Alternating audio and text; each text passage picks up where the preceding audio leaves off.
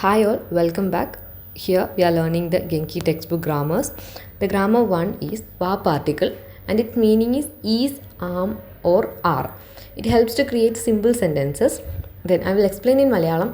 Va particle ആണ് next. ഇതിൻ്റെ meaning എന്ന് പറയുന്നത് ഈസ് ആം ആർ. ഉദാഹരണത്തിന് പറയുകയാണെങ്കിൽ ഇപ്പം ഐ ആം നിങ്ങളുടെ പേര്. ഇപ്പോൾ അനു എന്നാണെങ്കിൽ ഐ ആം അനു.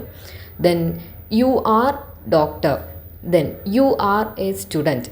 സോ ഇങ്ങനത്തെ സെൻറ്റൻസുകൾ സ്ട്രക്ചർ ചെയ്യാൻ വേണ്ടിയിട്ടാണ്. നമുക്ക് കുറച്ച് എക്സാമ്പിൾസ് നോക്കാം. വതാശി വ അഞ്ജു ദിസ്. I am Anju. ചിച്ചി വ യോഞ്ജു ഗോ സായി ദിസ്.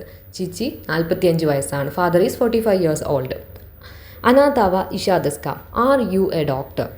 സോ ഇങ്ങനത്തെ സെൻറ്റൻസുകൾ സ്ട്രക്ചർ ചെയ്യാൻ വേണ്ടിയിട്ടാണ് വാ പാർട്ടിക്കിൾ നമ്മളെ ഹെൽപ്പ് ചെയ്യുന്നത്. സോ ഇതിൽ ടേക്ക് അവേ പോയിന്റ് ഇത്രയേ ഉള്ളൂ. വാ പാർട്ടിക്കിളിൻ്റെ മീനിങ് എന്ന് പറയുന്നത് ഈസ് ആം ഓർ ആർ എന്നുള്ളതായിരിക്കും. നെക്സ്റ്റ് ഗ്രാമർ 2 കാ പാർട്ടിക്കിൾ.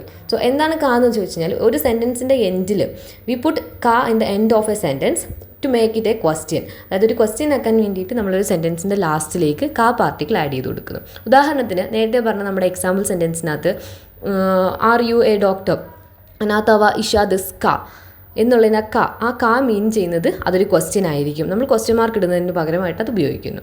ഇതിൽ 2-3 എക്സാമ്പിൾസ് നമുക്ക് നോക്കാം. കൊറേവ ഹോൺ ദിസ് ക. കൊറേവ ഹോൺ ദിസ്ക അല്ല, നാൻ ദിസ്ക എന്നാണ് വരേണ്ടത്.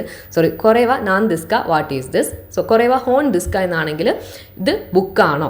ദെൻ ഗെങ്കി ദിസ്ക ആർ യു ഹെൽത്തി അല്ലെങ്കിൽ ഹൗ ആർ യു എന്ന് ചോദിക്കുന്നതാണ് ഗെങ്കി ദിസ്ക. നാൻ സായി ദിസ്ക how old are U.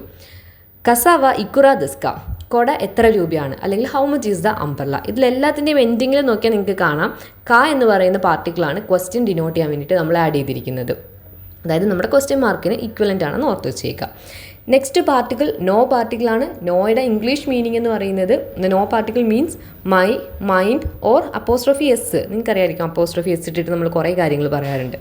So അതായത് my book, then it is mine, then the school's gate.